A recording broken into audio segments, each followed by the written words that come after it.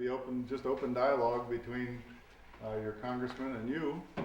And I want to start off welcoming you here, and I also want to remind folks that may not know, this is our congressman's second trip to Happy Camp in the last 6 months? 7 months? 7 months? I know. What month was that last year? I don't know. Sometime when the smoke was still in the air and things were calming down a little bit. But I want to impress upon you how great it's been to work with Congressman LaMalfa and his staff. And he's really taken an interest in our issues in Siskiyou County, and especially the small towns like Happy Camp. And I really truly believe he cares, and I certainly care about what happens down here in this community. So with that said, I want to move on to a couple things. What precipitated this event? Well, it wasn't only the fire, so that was a good catalyst from last year. But for a number of years, some of us and some of you in the room have been working on forest policy issues and some legislation legislative language that we put in place and actually offered to Congressman LaMalfa and his subcommittees. And so we wanted the opportunity to come back here to a local town and talk about two issues primarily, though you're welcome to talk about anything else you care to talk to the congressman about, or me. First off, fire response and the fire last year. I know there's a lot of stories in the community, and I think I've heard a great deal of them, probably not all of them, and I'll probably hear some more today. And we want to hear those again. We also want to hear some of the things related to public land policy, public land management, ways that both I and your other elected officials might be able to affect that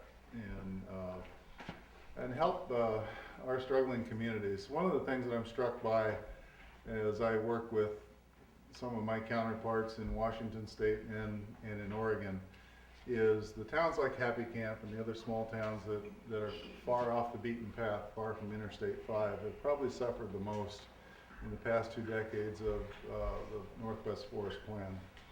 So with that end, I've been working for actually since I retired 5 years ago, outside the agency, working with our elected officials and working with other elected officials in other areas to maybe bring about some change in this and put some more active management back in our forests.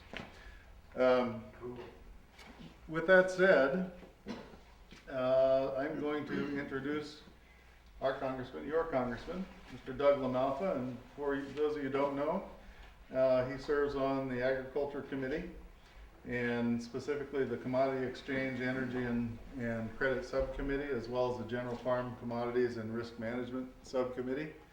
He's also on the Natural Resources Committee, specific with the Federal Lands Subcommittee, the Indian and Insular Affairs Subcommittee, and the Water, Power, and Oceans Subcommittee. And I'm going to let Doug make some opening statements, and then I'll turn it back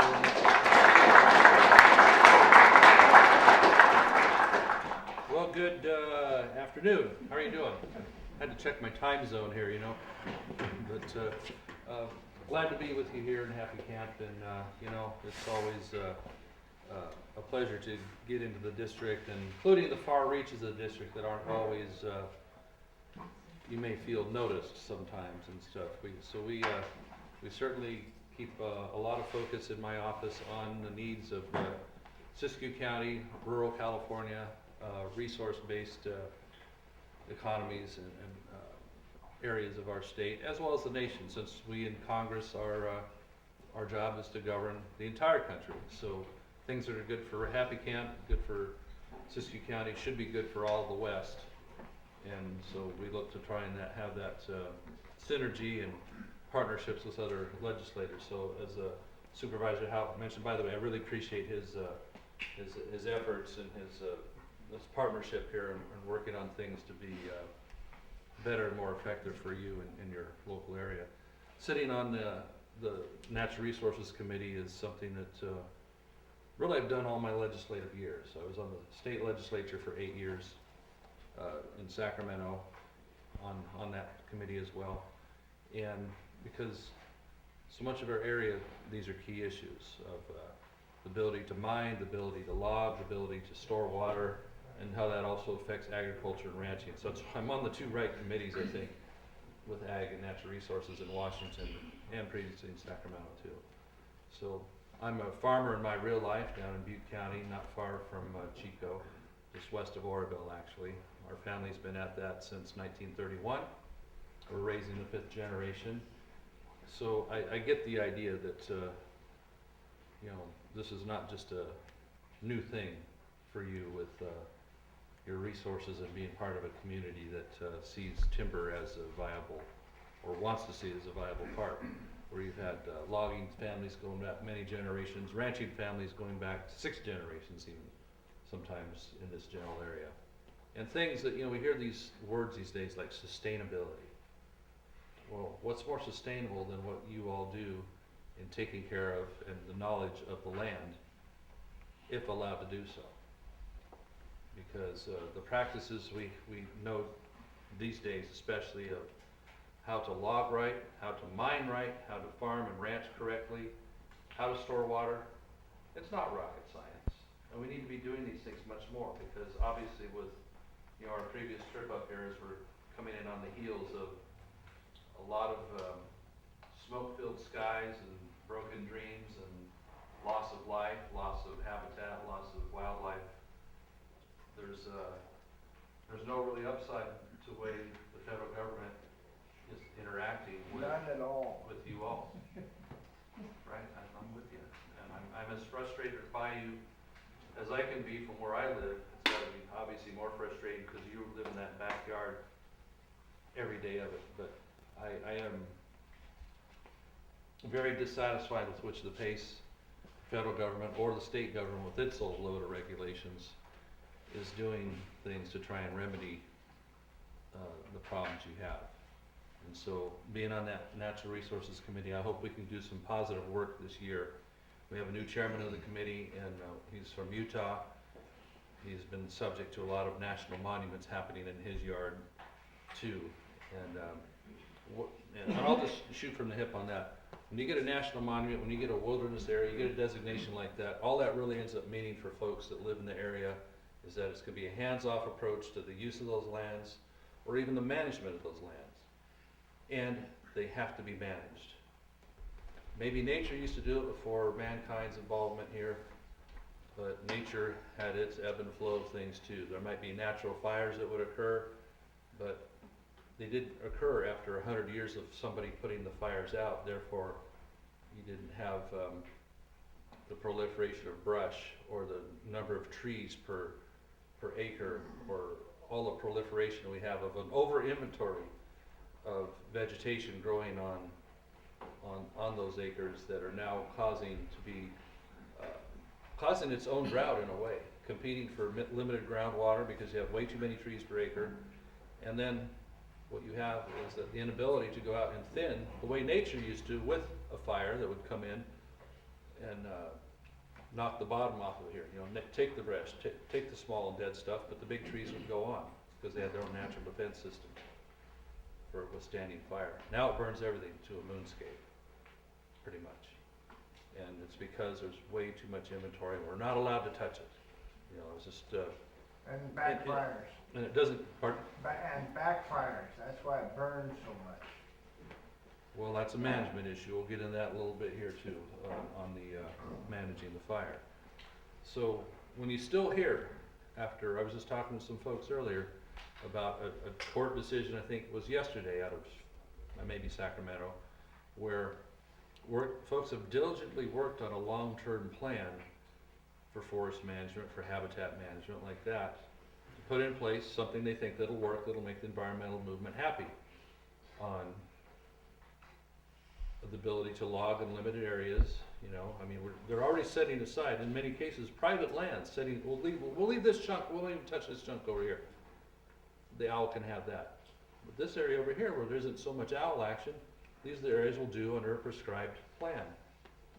Well, they lose in court on that because enviros sit there and chink and pick away at it all the time and find a way to get into court and get a judge to agree to not allow them to have this plan. They gotta go back and take into account other things that aren't possibly even thought of in a plan, because they're making it up as they go. Super frustrating for all of us. More so for you because this is your livelihood. This is the kind of stuff we have to try and combat and win on in Washington, because you shouldn't have to adjudicate every timber harvest plan, every project, every salvage.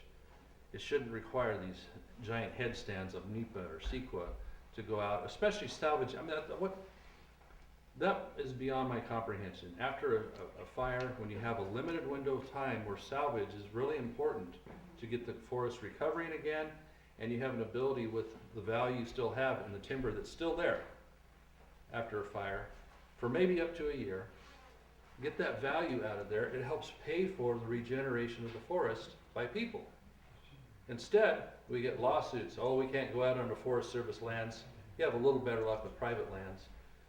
But it's ridiculous, really, because you need to have that access to go out and get the recovery going, get these things off there. They're going to be your next fire in 3, 5, 7 years. That when all the brush grows in around it too. It's a horrible way to manage things. So at some point, we're going to have to tell the environmentalists, go ahead and take your lawsuits and take a hike. We need judges, and we need courts, we need people that are going to look at the law that Congress is trying to make and say, no, we're done playing that game. This isn't new territory. This isn't a new concept that you go in after a fire and you salvage in order to help the forest back to the recovery of what we all want. We all want these things, I would think, from your far left most environmentalists to your far right most timber profit company operators, okay? Most of us are somewhere just a little bit between that, I think. We'd love to see good active forests. It's good for habitat, good for everybody. So it's been a hard thing to get legislatively done, because the general public out there doesn't understand your community or what you do. They all live somewhere else, or people especially that live in a city, they don't quite get it. They believe maybe what they're told by organizations that have money to spend on TV and say, send your $25 in per year so we can preserve forests, so we can preserve, animals. Like Humane Society of the United States, for example. What a con job they're doing on the country. Okay? Basically eliminating certain types of hunting. I won't even get started on that right now. We can talk about anything you like a little bit later, okay? Because I'm here to listen to you and hear what your concerns are, and hopefully take some ideas back. My staff is with me here too. Brenda over here and Aaron in the back over there. And we have our own little camera running as well, not because we want to put this on the internet or do some other funny business. It enables us to record and have on record what it is your concerns are. If you want us to shut it off, we control that one. We don't want to, again, it's not some kind of game of gotcha. It's just that we want to document what your thoughts are, and so that we will have that available for us. So this is an open process. Our door is open, and we're here to do the best we can to serve. So I don't think I need to talk a whole lot more right now. Ray, where would you like to go next with? But again, I'm happy once again to be with you here, and I want to be here on happier circumstances in Happy Camp. We got a lot of happy in this district. Got Happy Valley down that way, but we want you to be thriving and doing well in your communities. And we just went past the school a while ago. We saw the high school kids who were heading to lunch and stuff. I want them to have a future here if they choose. If they have a future somewhere else on their own choosing, that's fine. It's up to you and your families to figure that out.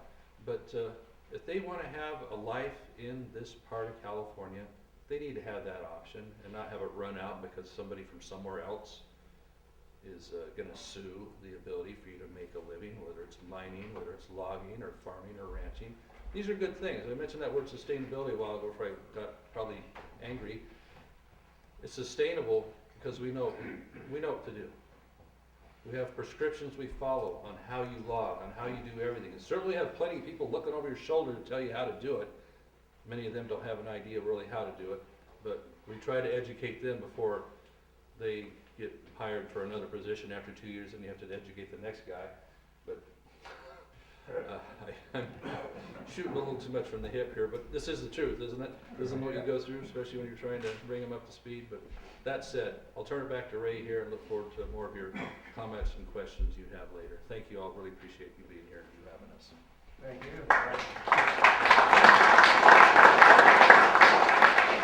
Thanks, Doug. Before I get going too, I want to recognize one more person. That's Frank Tallarico right here. And this process to get this meeting going started, I don't know, 6-8 months ago with a petition that Frank is probably going to present to Doug at some point in the program. But Frank has been beating the bushes, drumming up support in rural communities up and down the West Coast for quite some time. And go ahead and stand up. I just want you folks to know this is over 600 signatures from people who live mostly in your district. But we still have petitions in Oregon and Washington who want to support what you want to do relative to land management, because those national forests are national forests. There's no boundary line, state line. So they're as much interested in what's happening and how we approach catastrophic fire and all those things.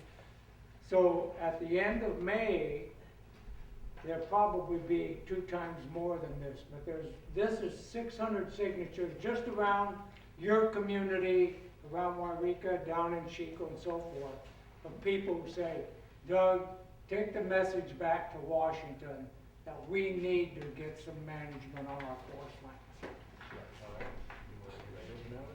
Well, All right. there's I'll take this committee with me, okay? Also, been great to have our sheriff here, Sheriff Lopi as well. And great to work with. You've got a real advocate for you and your values here. So thank you. I appreciate this effort and look forward to more, because this is the message that the committee needs to hear from real people, is that please help us, don't hurt us. Thank you. more to come. Okay, what we've done is we've assembled a group of folks who want to speak both about forest management and fire.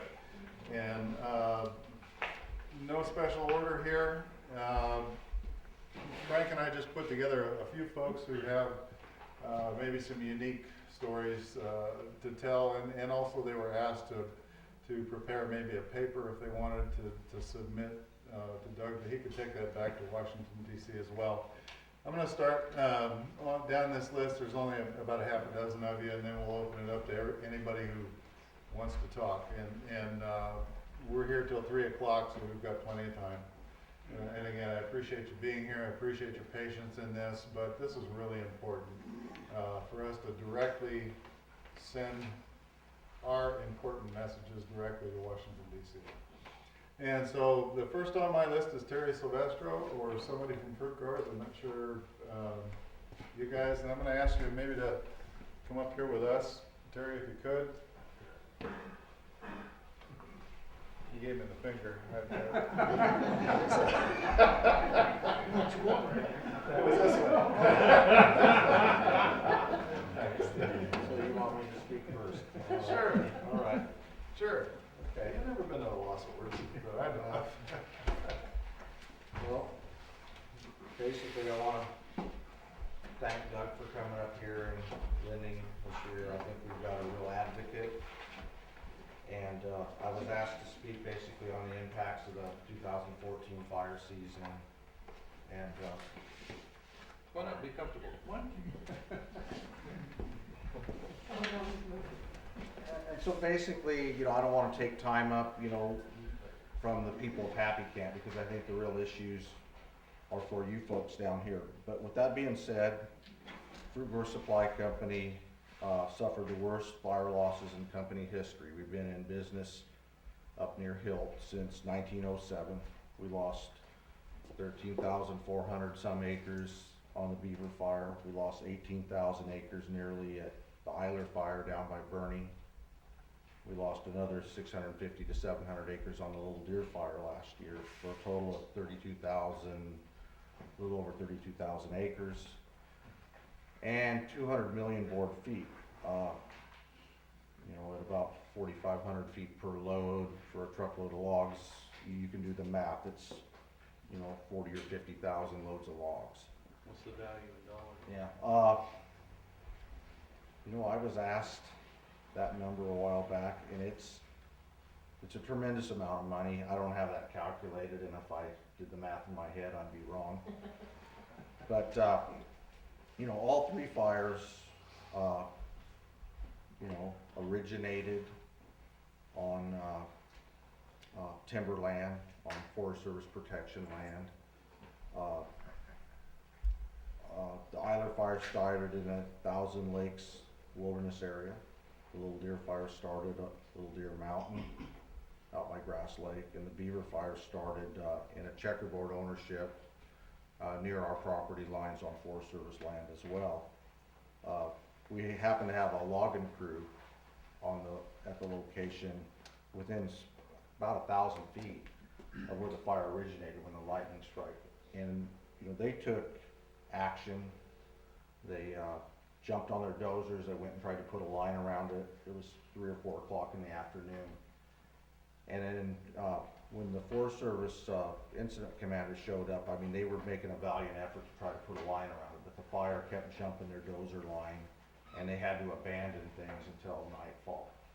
And so basically the fire died down, and everybody went home for the night, and we made a plan to come back at 4 o'clock in the morning or 5 o'clock in the morning and start putting a line around that thing. So, but anyway, that's how that fire got started. They were all lightning strikes. The logging crew, I'm kind of going into this story because, you know, it wasn't just fruit growers' losses. The logging crew had 2 dozers damaged in the fire. They had a feller buncher burn up. Well, it was parked one night, obviously not far enough away from the fire line, but they'd been working on the fire for 2 days when that happened. We had no losses on the Happy Camp complex. We had a lot of property at risk if the fire would have jumped the river, which it did. There was a valiant effort by the Forest Service crews, by Hamburg, I think. Patty, correct me if I'm wrong, the fire jumped the line and they took action, probably saved our Horse Creek ownership. And then again, towards the end of the complex, I think Cal Fire stepped in and saved our Scott Bar Mountain when the fire jumped the Scott River up there at the far end of the fire. But we probably could have lost another 15 or 20,000 acres if those 2 things had not happened, and we much appreciate that. The other loss, basically, that I want to go over is that, you know, the company plans on replanting 4,362,600 seedlings in the next 2 years after salvage operations occur. At 45 cents per seedling, we're looking at over $2 million in just seedling costs. We've heard a lot, you know, a lot of people are uneducated about what, you know, we've heard comments, you know, through the years, well, you're lucky you're private timberland, you guys are gonna step in, you're gonna salvage log, you're gonna make money, and you're gonna replant, and you're gonna move forward. But with that being said, once the trees burn, even though they were perfectly good logs, as soon as the logs turn black on the bark, up 12, 16 feet, or even the full crown, we've seen our stumpage values from the previous year drop anywhere from 50 to 100, up to $150 a thousand. Basically, that's, you know, 80–90% of what those logs are worth. Even though we're salvaging logs, we're making a lot less money. You know, we're scraping together enough money to pay for reforesting it, the burn. There's gonna be hidden costs. Our annual harvest levels are gonna be greatly reduced for the next 5, 10, 15, 20 years, which are gonna affect our customers, the other mills, logging contractors, and all the infrastructure that goes along with it. And I don't believe that unless you work for a timber company or you've been brought up in the agricultural community, that people, the average person that's out there making decisions and fighting fire really understands that loss. when they're basically making priorities on, well, you know, obviously human safety comes first, structures in people's homes are next, and then somewhere there's a hierarchy of, you know, well, you know, private timberland might be third or fourth down the list. And I think that if they really knew all this impacts to the community and impacts to our company and our livelihoods, that it wouldn't leapfrog the first two priorities, but it would be pushed a lot closer to second or third place. It wouldn't be a distance third place, it'd be a very close second or third place. In decisions on how hard to fight a fire and how aggressive to be. And with that being said, you know, with all the monetary losses, probably the biggest loss that we suffered was when one of our employees, you know, was injured in a fire. He was running a dozer for us in conjunction with the crews, and an unforeseen firestorm occurred the second day of the fire and overtook his dozer. He spent the next 2 months in a coma at the Portland Burn Center. And that was a real tragedy to our company. I mean, that basically, it took all of the fire out of us, and you know, it made it very hard for us to show up at fire camp and encourage fire crews to say we need to go put this thing out when we've already had that happen. But with that being said, you know, we're happy that Greg's here, and he's returned to work recently. And so that's been the thing that really has kept us going the last couple of months, and how we're recovering from this. It's not just fruit growers that has lost a lot of timberlands recently. We're teaming up with all the other landowners. I don't think there's a large timber company or a small landowner in the Pacific Northwest or in California that hasn't had a tremendous impact to their ownership by large catastrophic fires in the last couple of years. And so we're trying to team up with those companies, the Forest Service and CAL FIRE, to look at some solutions and some things that might be recommended. And those recommendations will probably come out through CAL FIRE in better detail. And we'll be working closely with the agencies to see if there's minor things that can be changed in the ideological way the way fires are being fought, and you know, where it needs to be stepped in and where an effort needs to be made. The biggest thing that was working against us this year was the amount of large fires and the lack of probably, there just wasn't enough firefighting capability to fight all these large fires.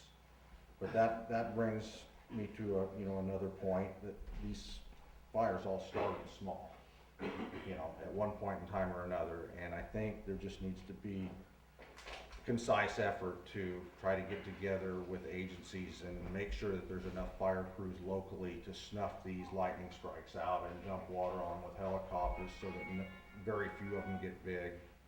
And when there is a big fire in the area and another series of lightning strikes come through, that we utilize those resources to put out the fire, you know, the fires that pop up. I think, you know, an example, I have several examples here, and I think I shouldn't go through all of them, but you know, you have a big fire in Scott Valley and you have crews, and then the Beaver fire pops up, and instead of snuffing it out, now we end up with a giant fire called the Beaver fire.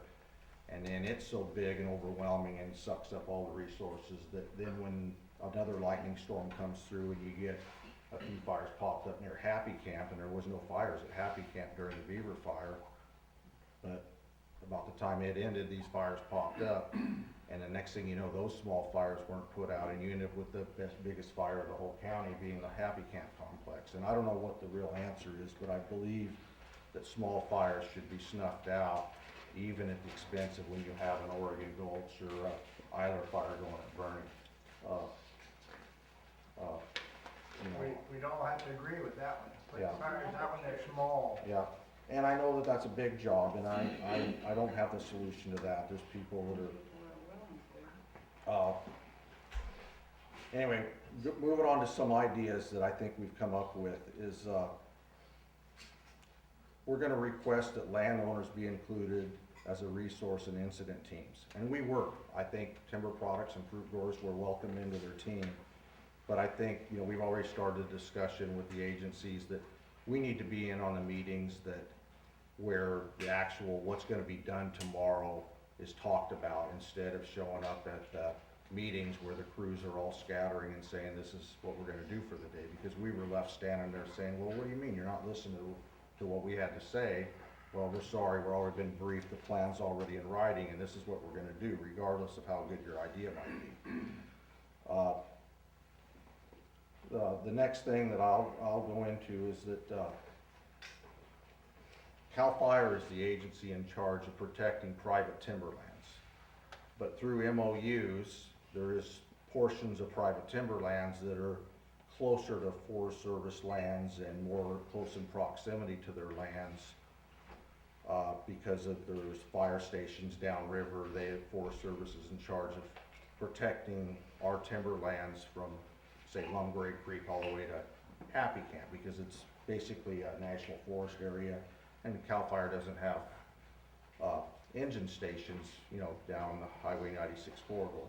But with that being said, they make these SRA boundaries, and they say that Forest Service is in charge of fighting fire down here, even though we're in charge of protecting your lands. And what we're gonna try to do is get to the point where, because we work so closely with CAL FIRE in managing our timberlands and restrictions and regulations on our logging, those people become very intimate with our ownership. They become very intimate with our crews and our personnel, that we would like them to take be more involved when the fire is, even if the Forest Service is involved with protecting those lands. I believe that the state ought to step in and say, now wait a minute, that's private timberlands at stake. We're gonna, I won't say take over, but they ought to have a bigger part in it. And so we're working with those possibilities, and nothing against the Forest Service and their efforts, but I look at it as being at war, and when a fire breaks out, and even though you have the Navy and the Army and the National Guard taking care of you, I'd like to think that if the Marines were standing by, that they'd come help too. I think there's yeah. So anyway, there's several things, and I'll leave this with you, and you'll be hearing more from us. But I believe that a lot of these fires, there's fires that started in the Thousand Lake Wilderness area, the Eiler Fire. There's a Little Deer Fire starts here. There was the Redding Fire started in Last National Park and burned out of the park a few years ago. I believe that if a fire, in closing, if a fire breaks out in July through September, regardless of whether it's in a wilderness area, a national park, or right in the heart of private timberlands, it needs to be snuffed out and aggressively fought. And that everyone needs to encourage more federal land management, including timber harvest and road maintenance. There needs to be an efficient avenue to expedite environmental analysis and review on fuels treatment projects. And after a fire, salvage harvesting and replanting should be required instead of contemplated. Amen.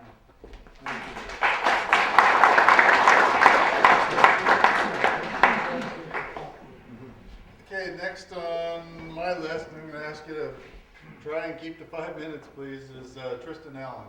Is Tristan here? No? No Tristan. I would say I didn't see him. All right, how about Bill Estes?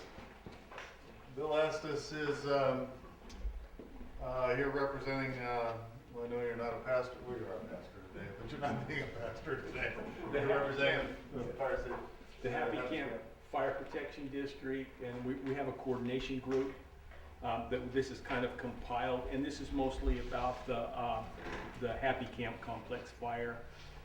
There were multiple lightning strikes around Happy Camp. These strikes up Indian Creek north of town were attacked quickly and decisively, and were successfully stopped with few acres burnt. However, those south of town were allowed to grow and come together to create a fire that eventually burnt approximately 100,000 acres. As these fires developed and grew, the U.S. Forest Service management went from type 3 to Type 2 to Type 1 management teams. Local knowledge and local workforce was utilized less with each succession of fire teams. The hiring system becomes more unfriendly, the worse the fire gets. The local Forest Service office knows the local resources and their abilities best. There should be a large degree of decision-making and hiring out of the local office and for all phases of the fire, and there should be more local people allowed to fight that fire. Congressional law, along with the Northwest Forest Plan, has made the Forest Service vulnerable to litigation on every management decision that attempts to actively manage the forest. So for their part, doing very little to nothing is the safest route for them to take. In the meantime, our forests have grown overstocked, even to the point of hurting the habitat. Those laws and regulations were designed to help. I will admit I am no biologist, but I hear the deer hunters while they bemoan their declining deer herds, and I'm told one of the spotted owl's main food resources in this canyon is the wood rat, who needs 1/10 of an acre of opening to forage in. And a walk through our forest finds many wood rat nests abandoned because there's no opening for them to forage in. But boy, do we ever have fires now. They are easily the biggest killer of endangered species, and there are no breaks in the forest cover to give our firefighters a chance to hold the fire once it gets the momentum built up. I think the biggest losers in all this are the people in the Klamath River Canyon who call this their home. They love this area, and many have lived here for generations. When all these laws and regulations took hold, the elementary school enrollment was 281 students in 1991. Today, they run 115 students. The local high school's enrollment was 188 students. Today, they run 54 students. 2/3 of our student population has left our school system. The Happy Camp District staff was 90 formal appointments in 1991. Today it's about 40, and that includes part of the Old Knoll District. The salvage logging should have started while there was still smoke on the trees, with timber value as high as possible. Instead, almost 10 months later, as far as I know, there's not been any harvest of burnt trees on federal ground. And the value of that wood is declining to the point that it will soon not even be worth trying to harvest. Out of the 100,000 acres the Forest Service is proposing salvaging, harvesting 9,000 acres. That's only 9% of the burnt timber. At 25,000 board feet per acre, the value of that timber is $22,500,000. If the timber is sold at $100 per thousand, that leaves 91,000 untouched acres with a total value of $227,500,000, and that timber is rotting. So it sits there waiting for another fire that will damage the soil and damage even worse. And you know, this is going to turn into patches of timber and brush patches pretty quick if something isn't done. We have in place 162,000 acres of inventory roadless acres that can't be managed, utilized, or logged. These lands are not wilderness lands, while much of it has roads on it and is good timberland. This is not a scientific decision, and it does not meet wilderness criteria. It is a social, environmental, political decision driven by litigation to the detriment of the land. Daily, they grow denser and wildlife unfriendly while awaiting fire. This is unconscionable. Something has to happen on the legislative level for this to stop. On October 23rd, 1995, the Washington, D.C. based Association of Counties declared Happy Camp one of the 10 most endangered communities in the United States. In the mid-'80s, the Happy Camp District was producing 50 million board feet of timber per year, and Happy Camp had a robust population of 2,500 people. Today, the forest produces very little, and our population is about 1,000 people living on the edge of poverty. That's kind of really where we're at. and we need help. Thank you. Very good.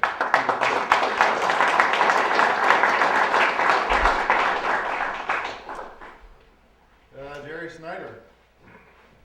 Come on up, Jerry.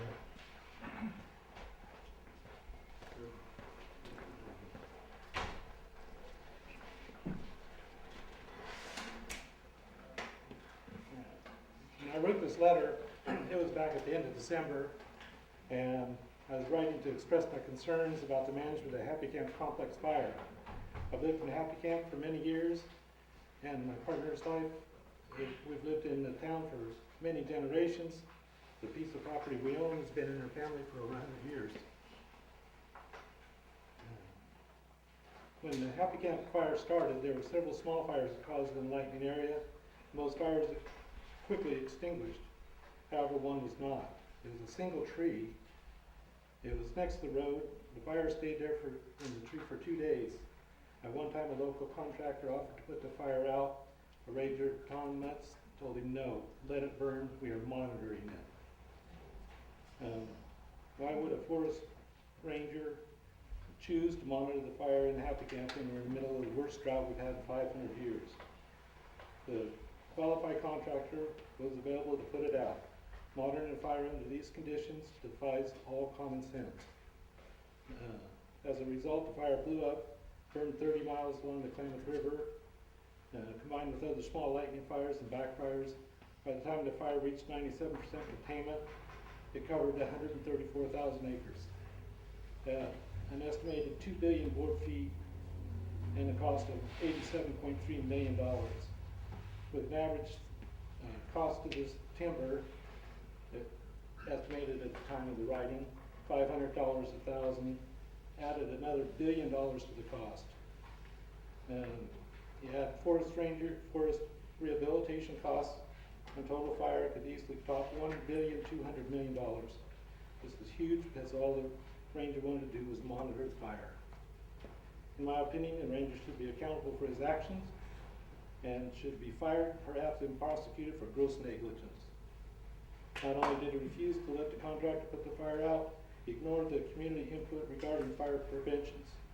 All Forest Service likes to do is burn, and every year at least one of their controlled burns gets out of the containment area. In the beginning, the main fire was only about 200 acres. There was a large box drawn around.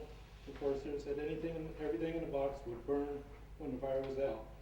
And guess what? They were right. Their strategy is to burn. Another problem when the fire gets so big, they bring in other team types, often from the East Coast. These mountains out here are a lot different, and they seldom listen to local fire people from the country, bringing food crews and fire trucks from the cities where the union contracts state they cannot leave the pavement. In the mountains around Happy Camp, not much is paved, so they're not much help till they still come to collect their money. Backfires are not used properly. By starting a fire too far from the main fire, and by starting at the bottom of the mountain, they make it worse. They should start a fire break at the top of the mountain, let it back down to the main fire. It's likely that more acres are burned by backfires than the original fire. Many animals are trapped by these fires with no places to go. There's always stories about herds being burned up, and I know people who have seen deer that have died in the fire, other animals hiding in unburned areas, burned up with firefighters using ping pong balls to burn that piece. Once the fire is out, environmentalists will come to protest all the timber sales. And why didn't they protest the burning of 134,000 acres? West Coast Controlling Board did not complain about burning all the brush off the creeks with backfires. Yet when Caltrans clears brush from bridges, and so the slash won't back up, there are mudslides result, and obviously this will not help water quality. Private timber companies have already started logging the private property and to recover whatever they can from the burned areas. Forest Service has not even marked any timber to be cut. By the time you do, the small trees will be worthless, and the environmentalists get done with the law results, much larger timber will be worthless as well. And it's proposed that the Forest Service isn't gonna log anything until after July 1st, it's not gonna be put up for bid. So a lot of timber is gonna be lost, it'll be almost a year before it's been put up for bid. Contributing to the overall cost of the fire is the waste by fire crews. Local people heard crew leaders ask members if they want to cut down a big tree diameter 4 to 5 feet, even though the fire was not gonna damage it. They just would like to say that they've cut down this large tree when they get back to the East Coast. It's left to lay there to rot.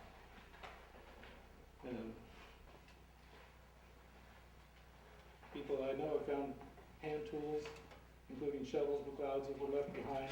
Forest Service posts rules on trailheads if you pack it in, pack it out, yet they do not enforce this rule of fire groups.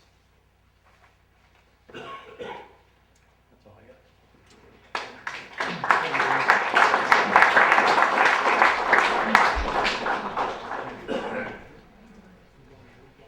All right, next is Tom White. I know you're here, Tom, saw you. Well, I can make it short because a lot of what I had to say has been said. There's only one point I would like to make, and I think being in the timber industry for as many years as we have, I think the thing that's stopping us the most is the Endangered Species Act.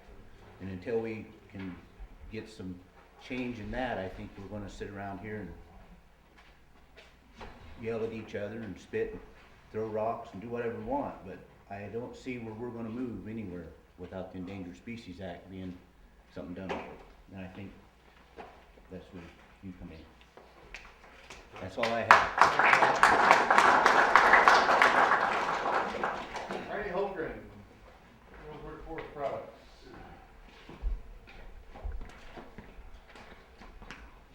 Thanks for making a long trip down here, Doug. Up. Up. Up here. Up here. Up here.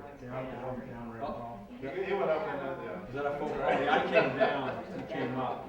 They always say Washington DC is up here, and I say, no, it's back here. All right, You know? okay, We came down all the way, down. yeah. Just giving you a bad time. Down.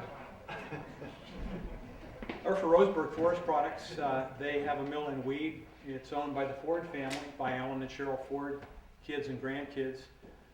Closely held company, and that's about all we have left in California for private timberland companies is family-held operations.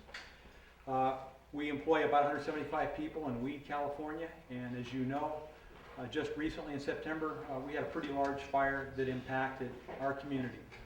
Now, as fires go, it's pretty darn small, but unfortunately it burned up about 150 homes.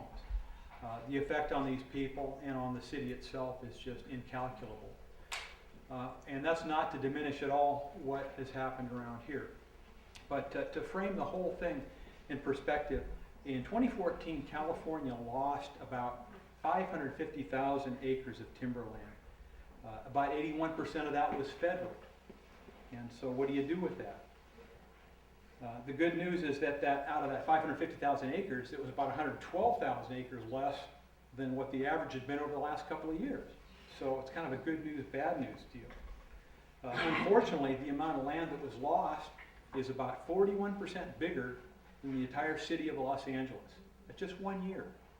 So we're talking about toasting a whole lot of land. Now, nobody likes it, but unfortunately that's where we are, because for the last 100 years we've jumped on the fires, we put them all out. So we've got a real thick stand there, and there's nothing we can do about it. We're stuck with it. Is it going to change overnight? Of course not. But there's a couple of things that we can do as, you know, whether or not we're private timberland, public owners, and agency people. A couple of things that we can do is that we can restore the fire-resilient forest that was here 100 years ago. And also we can do a better job of stopping these fires before they get too big. And several people have already alluded to that. I'm going to talk more specifically about what exactly we can do to remedy that. The one thing you have to remember, it's not complicated. Carbon in equals carbon out. The more wood you go on that hillside, and it's just like a ticking time bomb. Once it gets started burning, you know, that's all going up in smoke and it's going up in the air. And it's an enormous amount of air pollution, not to mention the damage to the soil.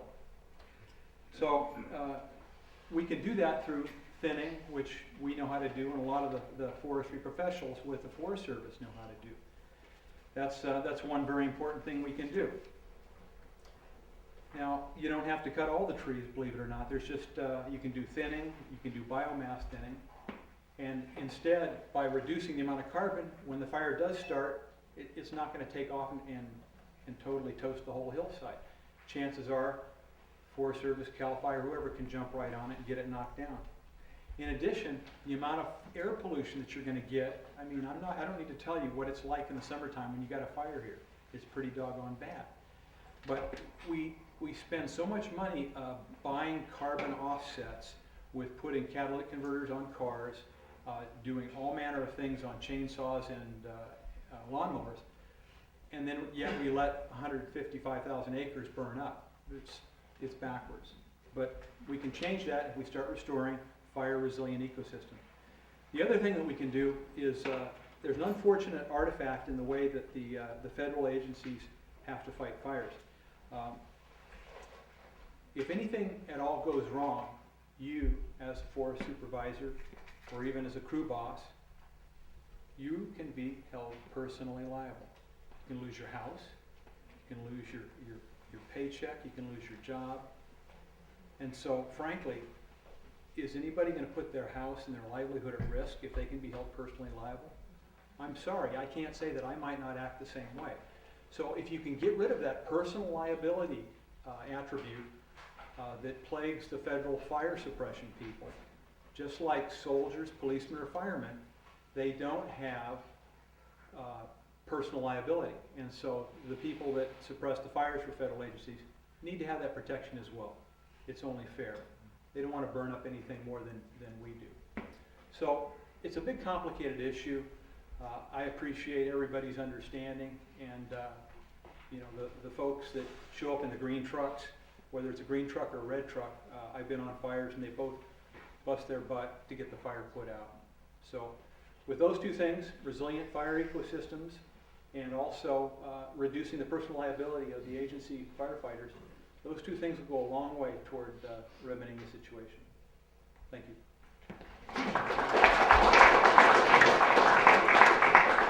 Last up is Joe Guerra, our river country rafting. Don't run away, Joe. No, not here. He's not here? Oh, I thought that was, sorry. See you later. The stage right. See you later. Okay, I'll sum it up then, and then I'll turn it back over to you.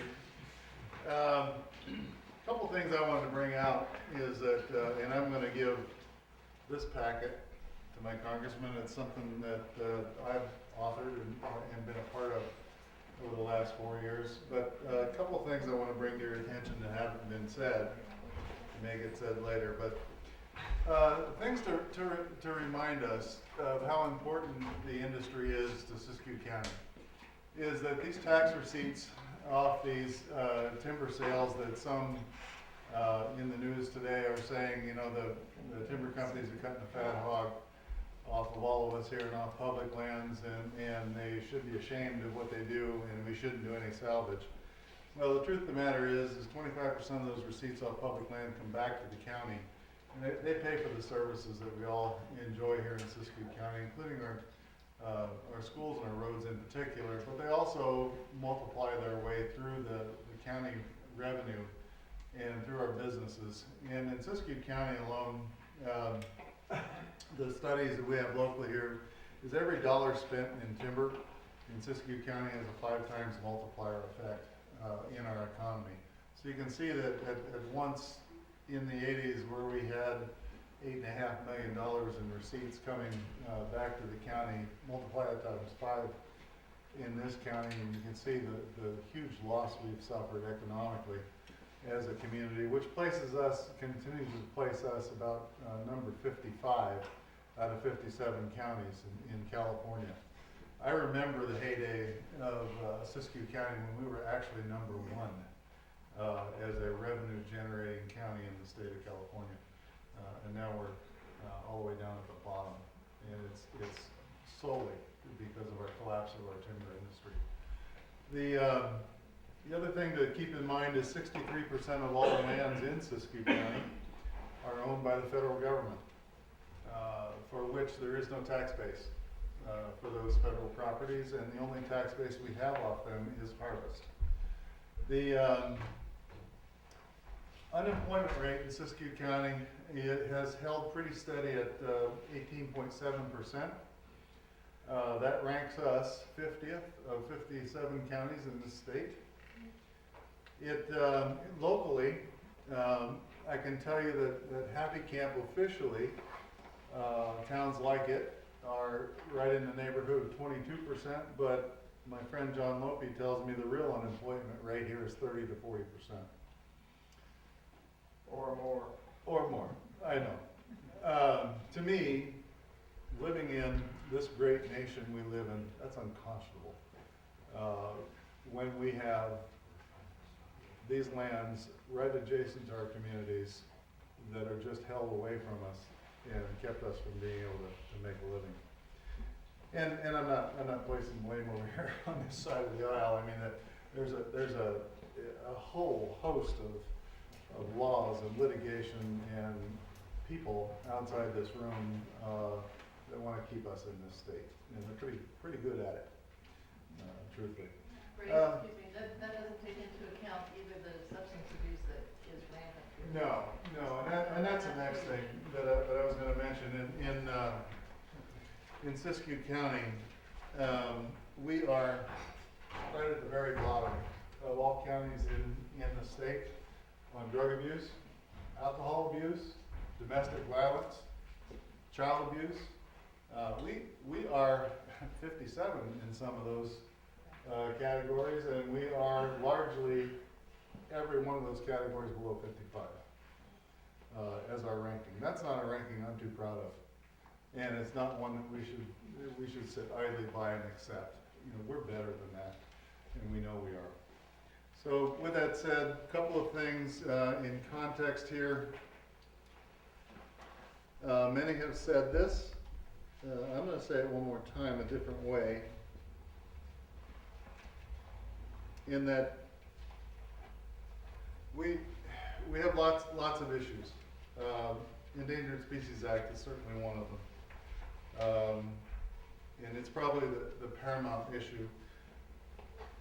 It's so difficult, I know, and a heavy lift at Congress to make significant changes in that. But there are things I think that are much easier. The Northwest Forest Plan is dead in my sights because it holds no validity in modern forest ecology, forest science.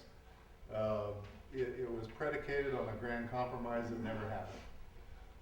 It was to free up certain lands for high production, to maintain communities, and to maintain timber production on what was actually 16% of the Klamath National Forest at that time.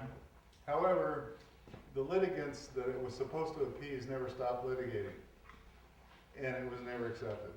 So they just went right on about what they were doing prior to the inception of the Northwest Forest Plan, and who suffered? We did, as a situation related to that. Now, after 22 years of the plan's implementation, there are 5 principles that President Clinton put in place at that time, and I will tell you that every one of the 5 have failed. The first one was, he said, we must never forget the human and economic dimensions of these problems. How's that working for you? Where sound management policies can preserve the health of forest lands, timber sales should go forward. Should, not shall. Where this requirement cannot be met, we need to do our best to offer new economic opportunities for year-long, high-wage, high-skill jobs. That was principle number 1 in the formulation of the Northwest Forest Plan. Number 2 was, as we craft a plan, we need to protect the long-term health of our forests, our wildlife, and our waterways. They're a gift from God, and we hold them in trust for future generations. I can tell you we failed dramatically on that one. And the whole impetus of putting the plan in place to save the owl is actually the biggest detriment to the owl that was ever put in place. Our efforts must be, insofar as we're wise enough to know it, be scientifically sound, ecologically credible, and legally responsible. I'm not even gonna address that. The plan should produce a predictable and sustainable level of timber sales and non-timber resources that will not degrade or destroy the environment. I think you can see that firsthand. Predict a zero. Yeah, we drove through it for an hour. To achieve these goals, we will do our best, as I said, to make the federal government work together and to work for you. Doug at this point, and we can take it away with any comments that you'd like to interchange with Doug or even with me as your local elected official. I'd be happy to address those as well. Thank you, thank you. Well, I appreciate the great comments and feedback given here, Mr. Estes, and yours were right on as well. I mean, there's so much. Let me talk legislatively first about what we're working on this year, and this is a positive. This is something the Forest Service has asked for, and we want them to have the tools to do what they need to do. Now, that was kind of enlightening for me to understand better that an individual that's in charge of the fire would be personally liable. Well, no wonder they wouldn't want to take any chances on anything, not on doing the fire right or the suppression right, but of being in some kind of legal bind. Well, that isn't what we want. I want people to be able to go out and say, here's what needs to be done. Let's go do it. It might be slightly wrong, or maybe you make the best decision at that moment that you have the information for to go do. Maybe you were wrong. By golly, if you can go back and say, this is the information we had at the time, we made the best decision, that should be enough. So we need to give them the tools to do what it is they need. One legislative we're working on this year, started on it last year in the previous Congress, but is that one of the problems they have is that the way their budget works is such that it's all pretty much in one pool of money. And so in recent years, as the forest has managed less and less, a greater and greater percentage of the budget is going for fire suppression, for putting them out. So they're left with less and less of their budget to go towards what they need to be doing proactively, is getting timber harvest permits done, and the practices they're carrying on out in the field as well on their areas of brush removal and things of that nature, what they're doing in the field. So as more and more of that is getting gobbled up by gigantic fires and fire suppression and lawsuits and litigation, all that, they're having less money left to do the green work, the timber harvest stuff that needs to be done ongoing as well.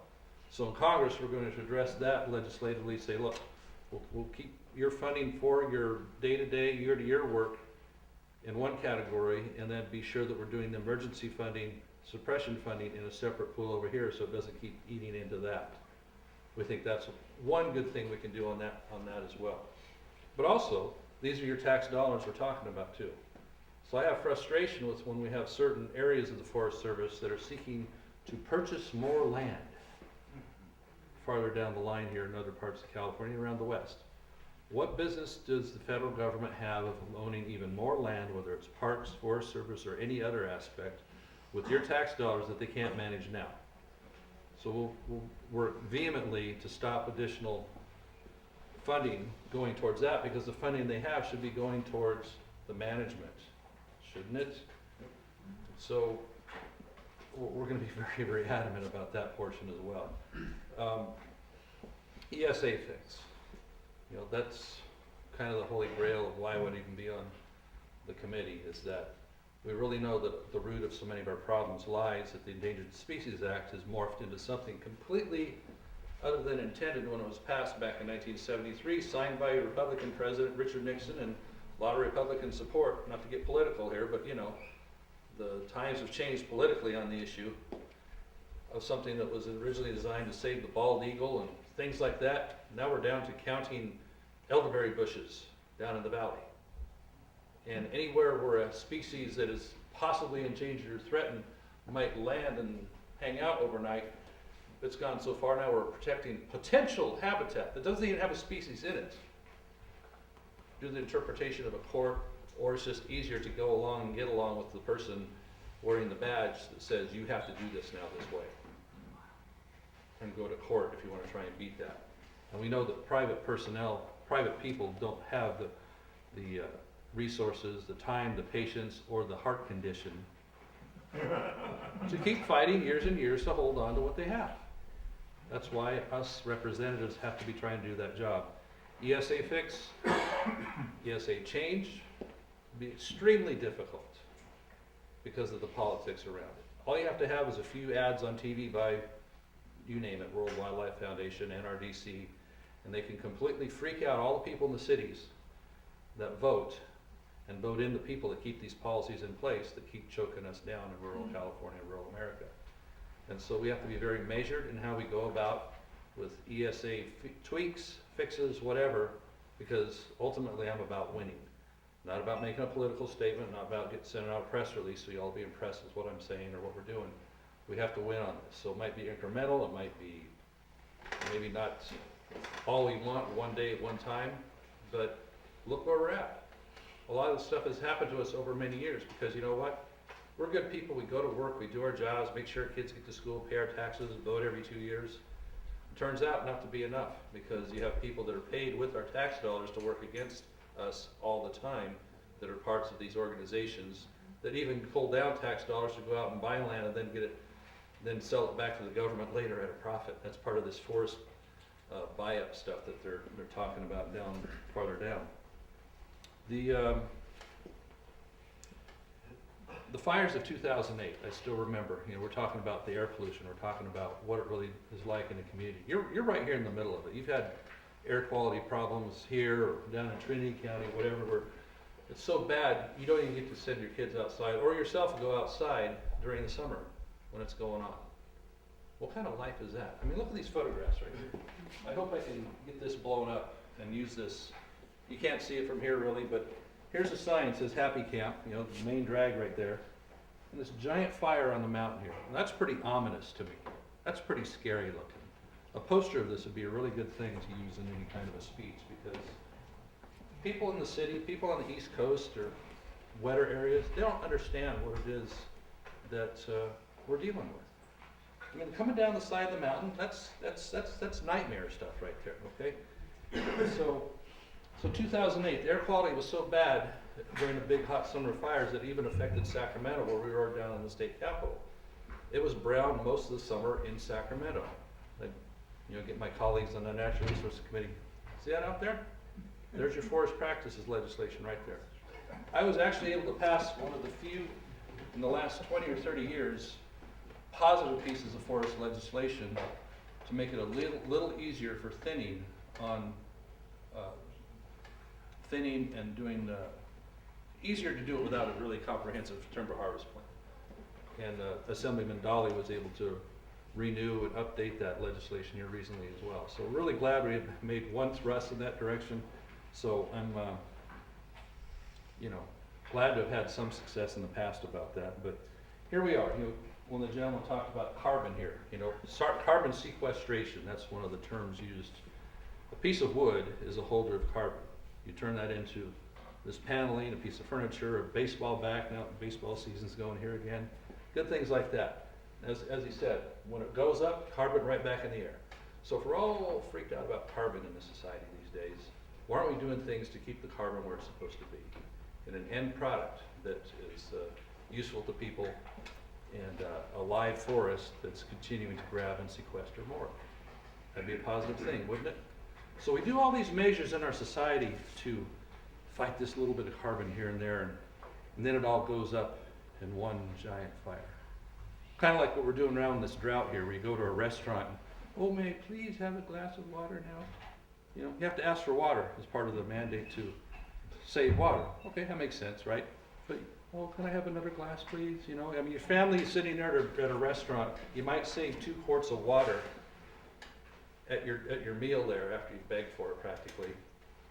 And meanwhile, they're letting hundreds of thousands of acre feet, even millions of acre feet, run out to the delta because we're not storing water in a drought, like we should be proactively doing and building the projects to do that. So I got a lot of frustration with the way government's doing things, but know that we're battling to try and get things right and go back in the right direction. A couple things real quickly, what Supervisor Haupt and your Sheriff Lopi faces is funding.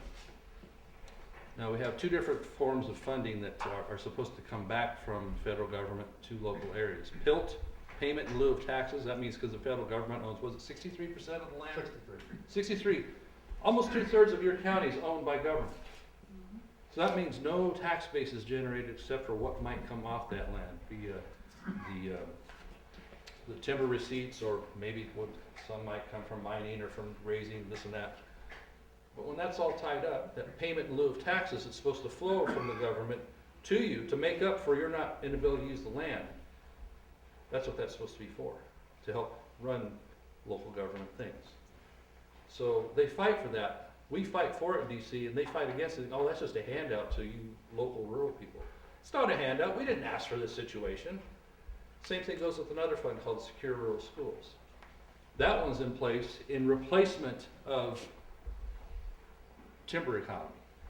As the spotted owl and everything has made the timber economy less viable, they came up, well, let's give them the Secure Rural Schools Fund, which means a portion of the money comes back to your area to take care of schools and roads to your counties. We have to fight for that every year. That becomes a political football. We have to give something to get that, to keep that in place in the budget. Well, we got it this year on SRS again. But every year it's a political football. Some people back there in cities in Washington think this is a handout to you guys in rural areas. No, it isn't, because you took away our timber industry with your regulations, with your EPA, with all this and that. So, believe me, this burns me enough to keep me moving on this issue. So we'll keep fighting that. Now, let's hear what everybody has in mind on your comments. And Aaron, let Aaron move. Like, how many people actually want to say something? Yeah, What? Just give me an idea, like whether you're gonna say something for 1 second or like, more than a second. just so, because we have an hour. So we just kind of don't want to keep people to some weird artificial limit if we don't need it. So really kind of just a handful of those. Would you rather not go up front? What's the consensus? Rather stay where you are or go up front? What's Go your up front's pleasure? cool? Is that all right? We want you to be comfortable because we want to hear your comments. And there's water over there too, by the way. I kind of forgot to tell you that at the beginning. That you can just. Stay here, that way it'll be quicker. Whatever you want to do. How about that? If you want to come up front, great. Yeah, If you people want don't, to that's present. fine too. Okay, Something Mr. you- Crawford, you had your hand I up. just wanted to make a comment along that line you were mentioning about this, the funding. I just, about the being able to be sued because of negligence or lose your home or whatever. I just read in the Capitol Press that Washington State passed a law to hold people harmless if they acted in a responsible manner to enter public or private land to fight a fire. So if you're a rancher and you got a ranch next door at absentee and a fire starts, you can go across his land, tear down his fence, and whatever you have to do with your dozer to put it out and not be held liable as far as negligence and or federal ground and or state land. And that just passed the Washington legislature. So I don't know if the federal will supersede that and make that another issue, but that happened in Washington State because of this exact problem, people being told, oh, we're monitoring it. Well, meanwhile, my barn's gonna catch on fire. Yeah, you ought to be able to defend not only your land, but use common sense and good practices and good intention to So intervene in like that, because a small fire will become a big fire in most cases, and we don't want that. And I don't know if it's true, but I understand that when this local fire started, that the local people were locked, the gates were locked, so they couldn't even go up there and see it. I don't know if that's the fact, but that's what I was told. Well, we need a lot less of this roadless area emphasis that's been going on and gated off areas. These are the public lands. Some are appropriate for recreation or hiking, whatever. And some are just appropriate to have these roads in order to have the ability to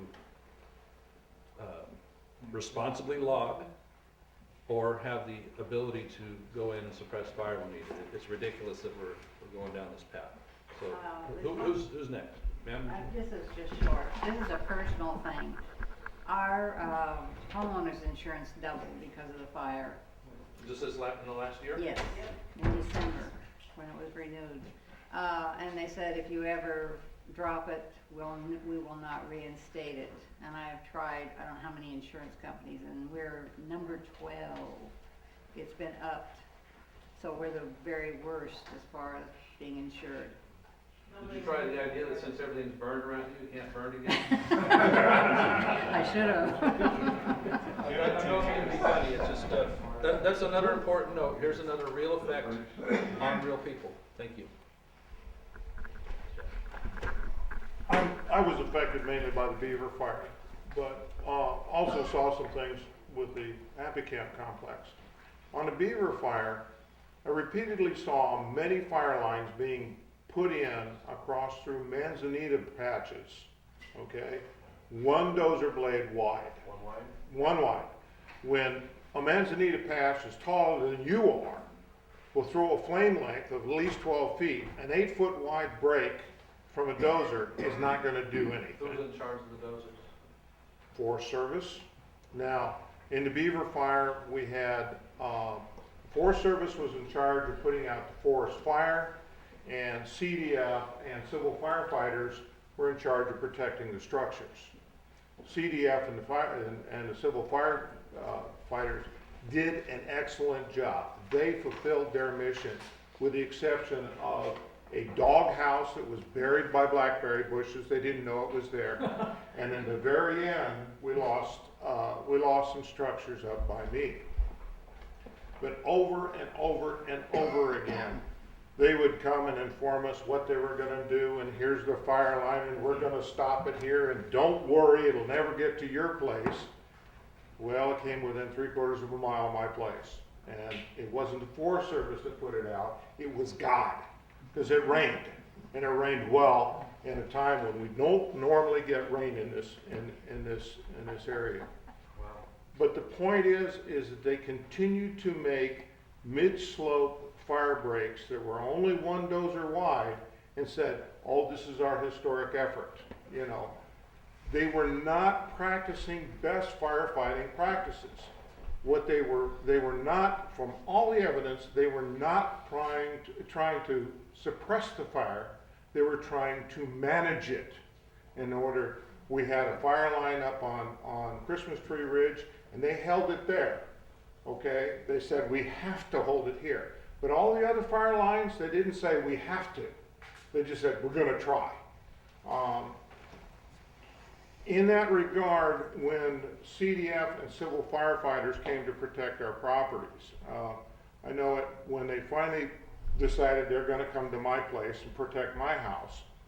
My partner and I say partner, my mining partner, he brought my truck home that night, so I was driving him home. And as we go across the old Horse Creek Bridge, it's the old wooden suspension cable bridge, here's a whole battalion of firefighters sitting on the other side of the river, next to 96, looking at their maps spread all over the hoods of their trucks, trying to figure out how to get on the other side of the river, because that bridge is posted for, I think it's 12 tons for dual axle truck, 20 tons if you're pulling a trailer. Well, all their rigs weigh 38 tons, way over any of the limits. Their maps stopped just short of showing them that there's another bridge further down the river, just a 1/4 of a mile down the river. Stopped short of showing that that then connects to the rest of the road and they can come up. I pointed all this out to them, and they said, well, we got to figure out where all the houses and structures are. Now this is at about 5 o'clock in the evening. I drop my partner off in his place in Scott Bar, come back. Now I got a completely another battalion of firefighters doing the exact same thing, pointed out to where everybody lived, where the structures were, whether they were inhabited or not, whether they were defensible or not. Next thing I know, I got trucks, big heavy fire trucks, running up and down my private road. Okay, so I go out in the driveway. One firefighter, bless his heart, was smart enough not to drive his big rig down my driveway. Here's a flashlight coming down the road, you know, and he says, well, I want to see where this road goes before I take a big fire truck down. The point is that the maps they had were wholly inadequate for the task they had at hand. I saw this again on the Happy Camp fire, right down by where the Scott River goes, when the fire jumped the Klamath River and got on the other side. There were a whole bunch of hot shots sitting there, waiting for waiting for their assignment, and they're picking apples off the local tree and saying how we have to come all this way to get fresh fruit, but beside the point. Fire comes up, all right, they're gonna go put this fire out. So they all load up into their trucks get fired up, suddenly everybody unloads. I said, well, I thought you were gonna go put out the fire. We are. Well, why aren't you going? Well, we're all gonna get in a raft, float across the river, and hike several miles up to where the fire is. My question was to them, why don't you just drive there? There's a road up there. Why don't you just drive there? And their maps didn't show the blinking road. There again, that road has been designated not good for me, a private individual, to go up there. It also is For what reason? roadless area. Another one of those roads that doesn't exist anymore because the Forest Service can't maintain it because they don't do the logging, don't have the money, don't have, et cetera, et cetera. I've been up that road, I know how to get there, tried to explain it to these guys, and they said, I'm sorry, it's not on our map, we can't go there. So, Well, could they follow you? well, they could have, Could they jump in a pickup with you? well, sure.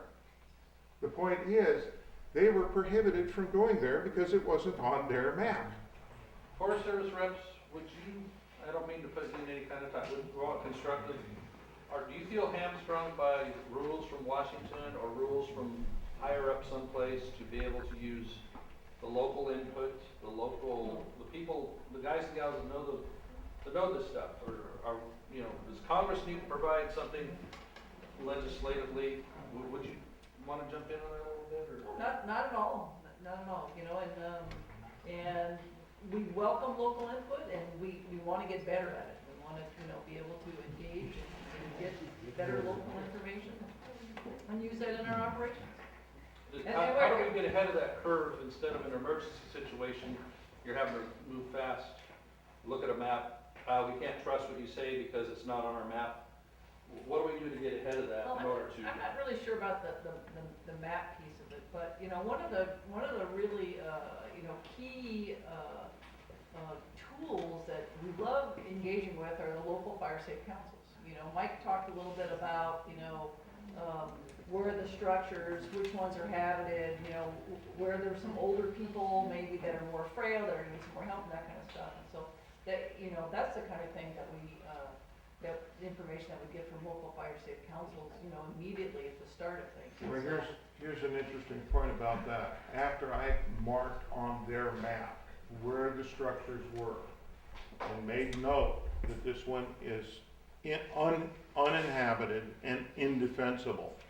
This one is uninhabited but very defensible. This one is inhabited and I'm defending it. All that information was just kind of, well, we got to go discover for ourselves. And so they actually Right, had, because liability would say like, well, we don't know this guy, it could be okay, this or that, or maybe. I can understand that. All right. But to send people out at 5 o'clock in the evening in an area that does not have electricity and in the dark search for structures that would not show any lights even if they were inhabited. Because all the power's out. Well, no, we have no power. We got the power. We're off grid. You want a light, you light a kerosene lamp, okay? Candle.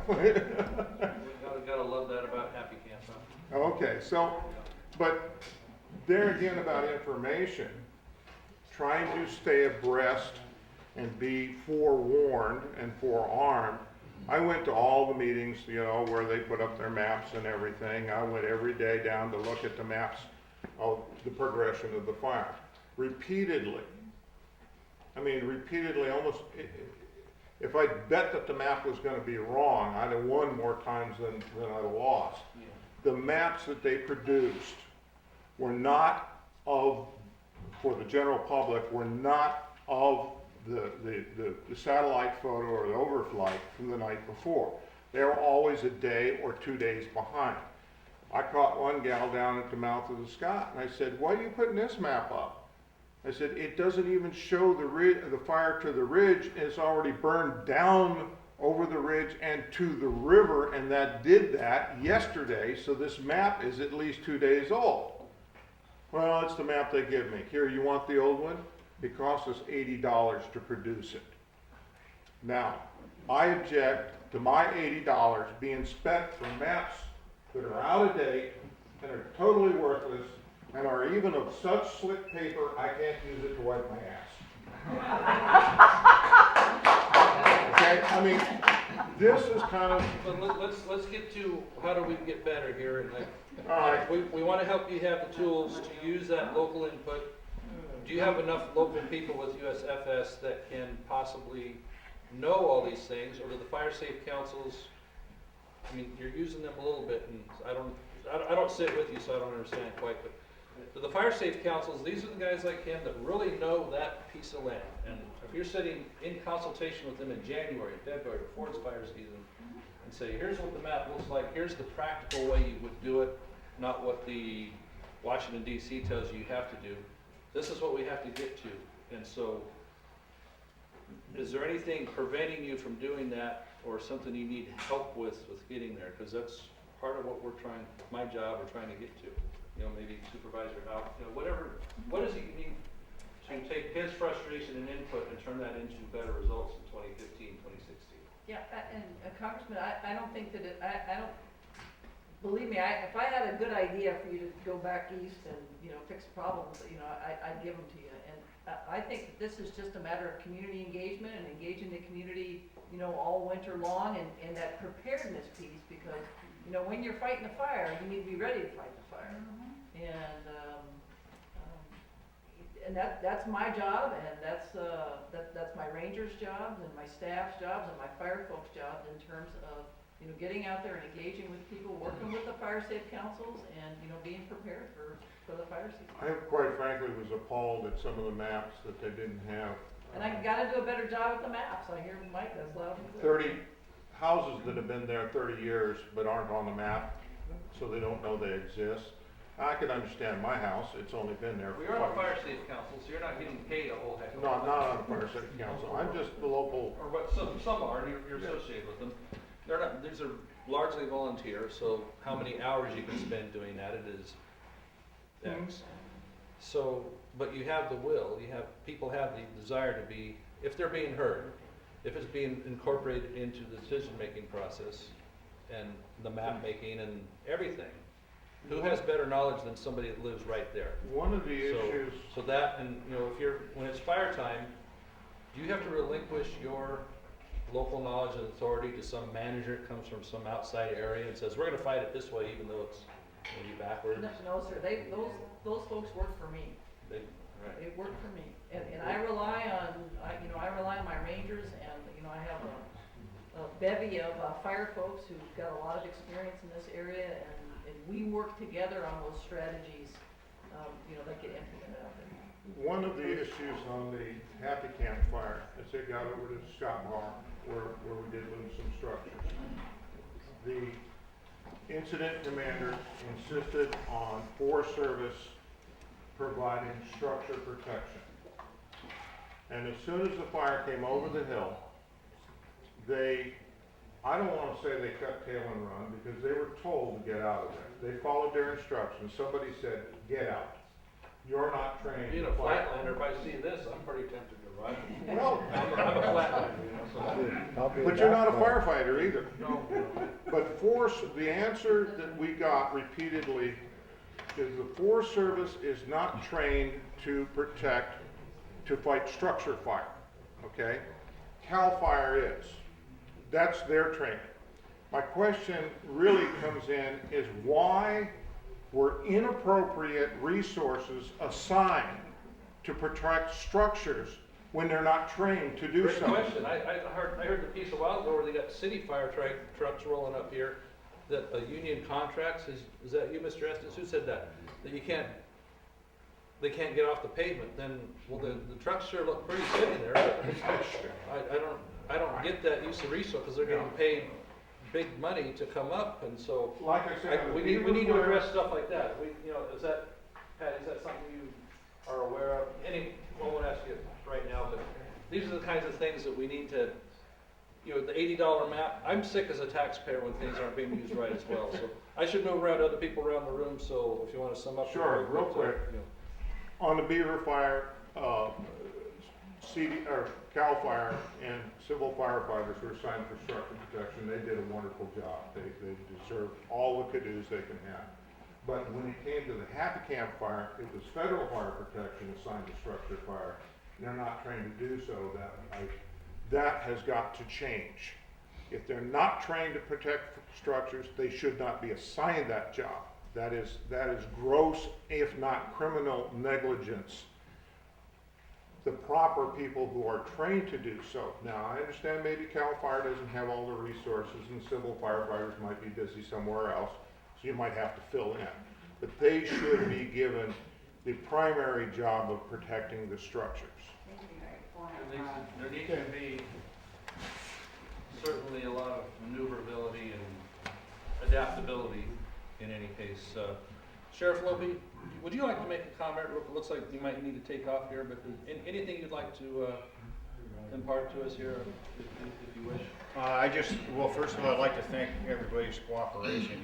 We had these evacuations, these advisories, the citizens stepped up, and we really appreciate that support. And we did get some technical knowledge, from the people that live here that helped us out a lot.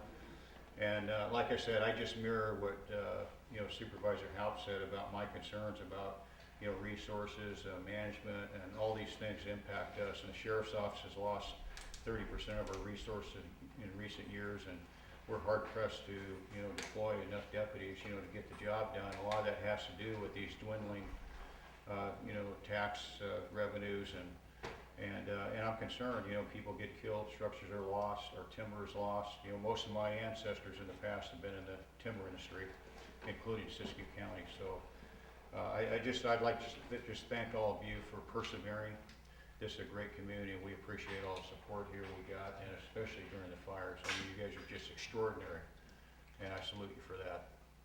Unfortunately, I do have to leave. I have another appointment, and I'm going to see you at Fort Jones. But get a hold of us if there's anything else I can do. And I think we need to, re-energize our coordination committee and keep working on things and work with the Forest Service to work out solutions.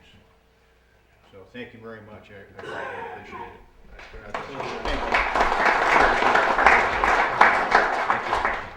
Layton, did you have your hand up? Yeah. Okay. I just wanted to kind of address some of the issues that were brought up in the last comment. I'm Brenda Greenberg. I'm the director of the Salmon River Fire Safe Council, and we've had a lot of fires on the Salmon River in the last while. We've had 42% of the watershed burn in the last 10 years, or less than that, and we've definitely had some major communication issues on some of the past fires that kind of came to a head in the 2008 fire. And after that, with a after-action review and really working with Patty and with the Fire Safe Council, local fire and rescue, a bunch of different entities and community members, we came up with a community liaison program that has really helped on a lot of those sort of issues of really trying to make sure that ahead of the fire, we get a really good handle on that local knowledge, the local understanding, where the houses are, where the roads are, where there are potential issues, what kinds of vehicles can access what kinds of areas. And then we make sure that we really try and interact with the Forest Service and those incident management teams when they come in. And the difference in how the community kind of felt the impacts and felt heard within the 2013 and 2014 fires was kind of night and day compared to fires before that. And there's still a long way to go with that, and I think that there's a lot more that we can do to improve that. But having a local person and kind of a system of local people within the watershed, within each town, and then even within the neighborhoods who ahead of time know that they're going to take on some leadership role and make sure that they're in communication with all of the local residents that are there has just made a huge impact. And they're just that, and then having an individual that those incident management teams and Patty and the ranger or whomever know that they can go to get information and be that conduit of good information, so that you're not worried that you're getting information that isn't correct or that sort of thing is really important. So I think that that's something, I know that there's more community liaison programs that have been happening. I would really like to encourage that and encourage individuals with local knowledge, ahead of time to try and work with fire safe councils or whomever that entity is, to make sure that those maps get fixed. Because we had the same sort of issues where you have this turnover every 2 weeks of a new team, you have different groups coming in, and they'd come to the same residents and they'd be asking for the same information, every 2 weeks that you'd already given out, and they'd have these same maps that just, there were maps from the 60s or something like that. They just didn't have the level of information that was really pertinent. And so we've done a lot of work to improve that and really try and make sure that we have a local database that we can continue to edit and then work on collaboratively. So just a plug for that, and I think it's really important. I mean, local people have so much knowledge, not just about where structures are, but also about how the wind works in certain canyons and what the fuels are in different areas. So it's really important to make that connection. So you're seeing improvement just in the last couple of years? Then? Definitely, yeah.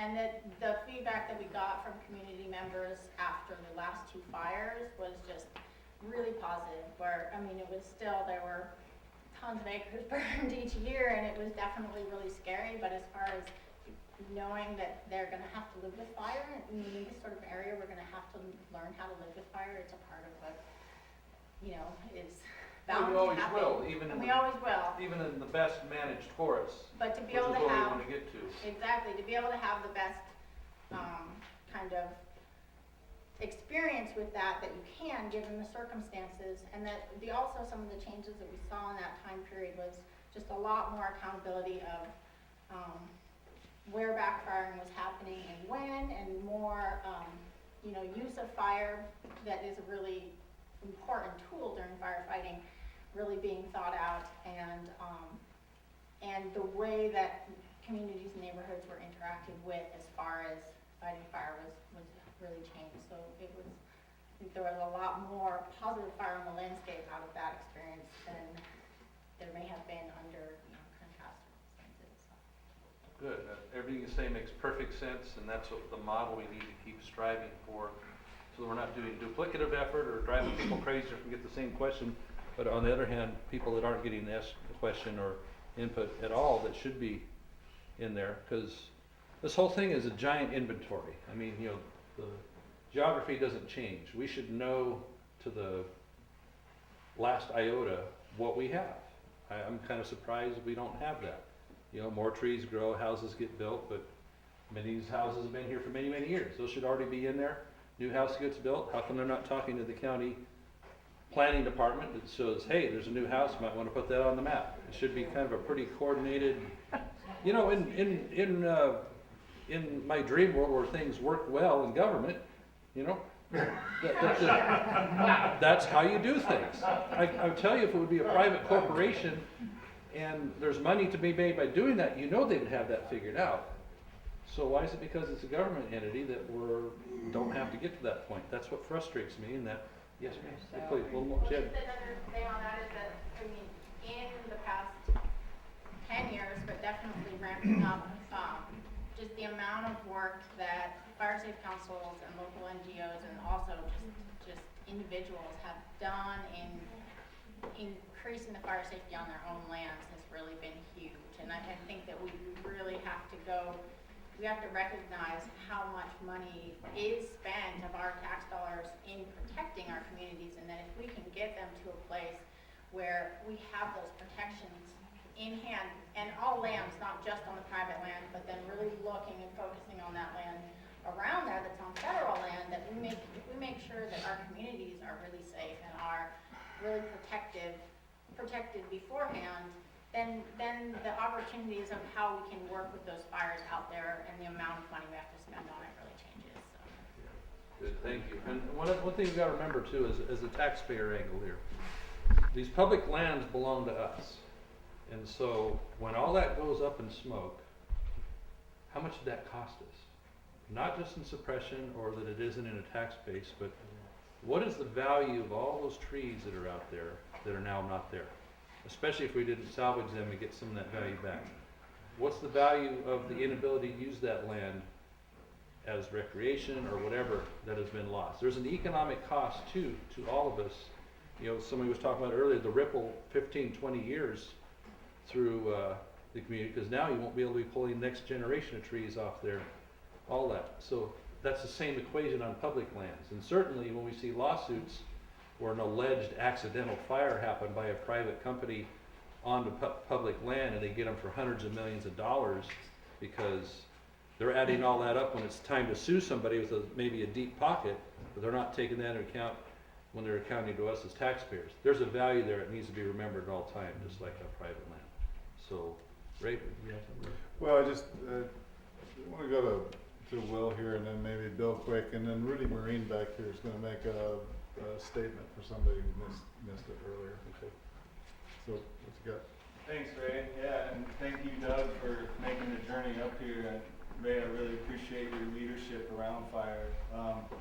I'm from the Salmon River country too, and you know, looking back and how we can get out of this problem, because I think that's really what we got to do is understand the history of how we got here before we figure out how we can get out of it. And in my mind, I think back to a letter that the district ranger on the Orleans district wrote to the Klamath Forest supervisor in 1918, and it said something to the effect of cattlemen, homesteaders, and Indians are of a pure cussed class of fire starter. And you know, he went on to say 7 years into fire suppression, these guys will tell you that there's almost no more open range in this district. And then he went on to say, how can you convince them otherwise of something that they can see with their own eyes is to the contrary of their own benefit? And the answer to that question came 30 years later with Smokey Bear telling everybody, you can't use fire, it's illegal. And the folks in the Deep South never gave up that right at that time, and they still burn. And their communities are safe because of that, because they know how to use fire. And fire is a tool, and we've turned it into an enemy. And that has come back to bite us in the butt 100 years later when, yeah, it is serious. It kills people. And it kills me because I hear some people saying, how come you weren't more aggressive on that fire? How come you didn't get out there and put it out? Well, like I heard the guy from Fruit Growers say, yeah, we were aggressive with that. We threw our guys out there, and they got burned up. In the last 10 years, there's been close to 20 people died in the Klamath Mountains, not being aggressive enough with firefighters and, you know, with putting out those fires. And so for me, the issue is not, you know, how come we're not being more aggressive? We need to be smart. Yeah, there's ones we can put out and we need to hit hard right time here. And there's also times we need to be smart and we need to back off because we don't want to kill somebody we love. But the real issue is getting ahead of that loop. And it's thinking about what can we do. And yeah, logging is a tool, and I totally agree. And I don't think we should just be thinking about burn sticks on the ground. We're in this thing where, you know, it's an emergency, the trees are dead. But really, it's an emergency when the trees aren't dead.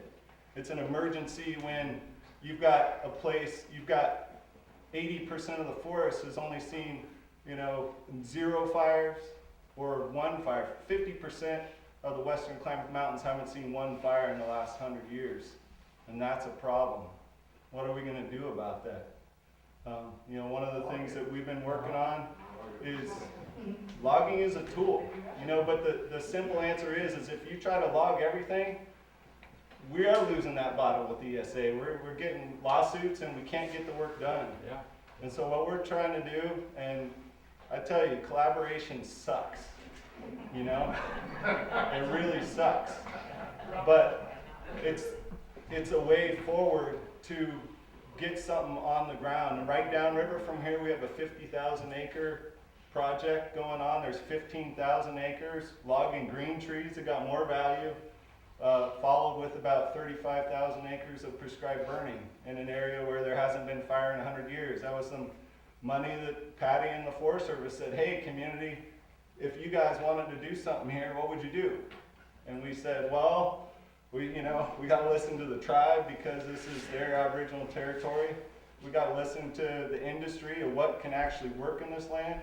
And we're going to listen to the environmental groups because they're going to, make life difficult for us if we don't. And it's a painful thing to bring them along with us. But I guess my thing is, I've been born and raised here. My first memories in 1977 were the hog fire burning down to my back porch in Forks. My brother's been a timber faller his whole life, ever since high school. And, we've got these mixed desires with our public lands. And we're caught in this gridlock. And this is the way out of the gridlock, is to get the good fire back on the ground before the bad fire comes. And we're caught in these situations where we have to, change the laws to get things done that are smart. And so I guess I would just say, looking at this West Side project that's coming down the pipe right now, I've looked at a lot of those alternatives, and I think the answer that we got to look at is what's going to protect our communities in the long run. And in my mind, that is a series of strategic fuel breaks that allows fires to burn in the backcountry while we are safe in our communities. And so any plan that doesn't have those fuel breaks around our communities and leaves openings where those fires can come in is leaving us,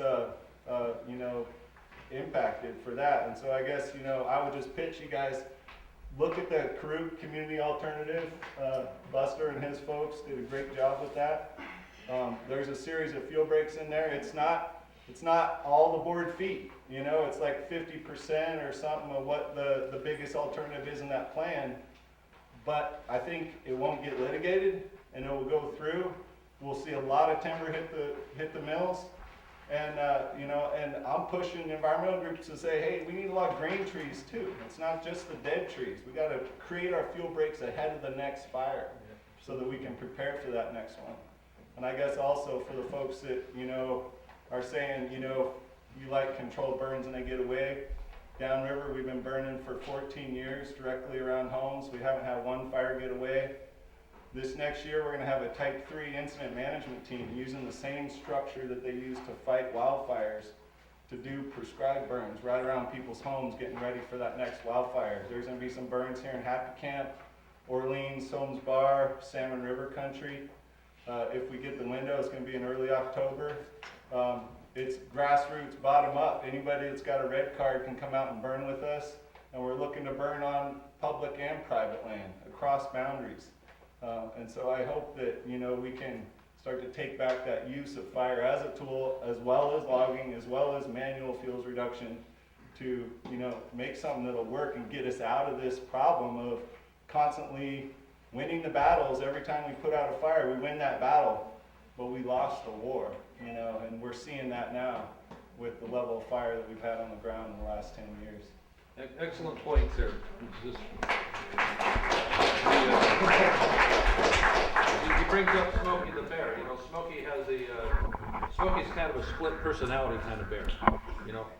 Fire's bad when it's striking in July or August in an unmanaged forest by lightning.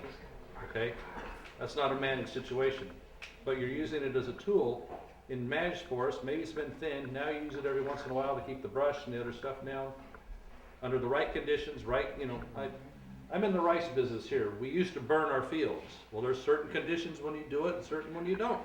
Yep. We know how to do this pretty much if you have the right conditions there that you can control and are using common sense on that. So it does need part of the matrix unless we have enough ability to capture this waste material as biomass and ship it someplace and burn it in a mill, in a cogen plant. But do we have enough cogen plants to do that? Is it economically viable to take it more than 40 miles? We don't have those things either. We need more of those. We need more of all of it. But good point, sir. Who was? Bill? Do we need to be on the list to speak? We're just picking hands. We'll be right after. you mentioned, and thank you for coming, Mr. LaMalfa, appreciate it. But you mentioned, it's our forest, feels less like it all the time. I mean, the road system stuff and all that, you can go here and you can't go there, and it's gotten ridiculous. And, we need a viable community. I also come from agriculture. Now I'm a minister, and one of the sad things, I deal with people that used to be, for instance, wonderful timber fallers. Today they grow marijuana. I mean, there's a reason that they're doing that. They'd be out there doing their jobs if we only gave them the opportunity to do so. And we have got one of the most magnificent forests that you'd ever care to find in the world here. And it needs to be managed desperately. The jobs are out there, man. We heard If the jobs were out there, the forest would be open. Yep. And they aren't open. And somehow, some way, we've got to open these forests up and allow them to be managed. So that the Forest Service would do a wonderful job if they could only get their hands untied so they could do it. Agreed. This has to do with their property, and it's the farthest private property up in Elk Creek. It's approximately Elk Creek. It's 13 miles up. That was the west side of the fire. Okay, little history on the property. It existed before the Forest Service as private property. The Forest Service has tried to buy it twice. Okay, in 2008, the Panther Fire burned down the east side, and there was a mile width that it burned. But at that point, the Forest Service built a line around that wet side on the outside of the property and backfired away from it. Okay, a little bit of the history, that was history. Now, what we found they did was they came into the property after they closed the road. And according to the written evidence they left, they entered on the 19th of August, which was approximately a week after the fire started. The fire at that time was only 3 miles up Elk Creek. It was 10 miles from the property. They bladed the meadow, an 1.5 acre meadow, and used it as a staging area. Then they proceeded to clear cut 2 sections of the trees. 2 square miles? Not 2 square miles, 2 sections. There were, in one section, 2 areas. about 20 trees. Another section, there were just a few. And they set up pumping stations. Okay, this is for a property that couldn't be burned by this fire. And what they did at that point, is when they plowed the meadow, they had plenty of time to contact her, and they never did. And I was... About doing this on her property? Right. Okay, there's no structure. Forest Service policy specifically states that they will only come into private property if there's a structure that needs protected that the agency with jurisdiction is not going to protect. Okay, so they had no right under any law to come onto this property. Was it a particularly strategic place to set up shop for the Forest Service in their eyes or your eyes? It might have been. It doesn't matter. Yeah. They can't come in without at least contacting the owner. Sure. They never did. They never have. Okay, they had a place right down below that would have been more strategic to set up a pumping station, but they didn't want to cut their own trees. Really? Yeah. Any chance they had up the creek to cut trees on private property and not theirs, they did. Okay. How about the compensation for the trees or any of that stuff? They've never even owned up to it. And it gets worse. The ashes of a couple of the relatives were scattered on the edges of the meadows. So what they didn't plow up, they buried under the debris of the trees they cut. There you go. And then they drove over it. There wasn't an inch of that was more than 4 feet away from a tree or a rock that didn't have a tire track on it. And then they brushed it. They went through and they destroyed all the brush on the east side of the road that goes through there. That's not even a Forest Service road.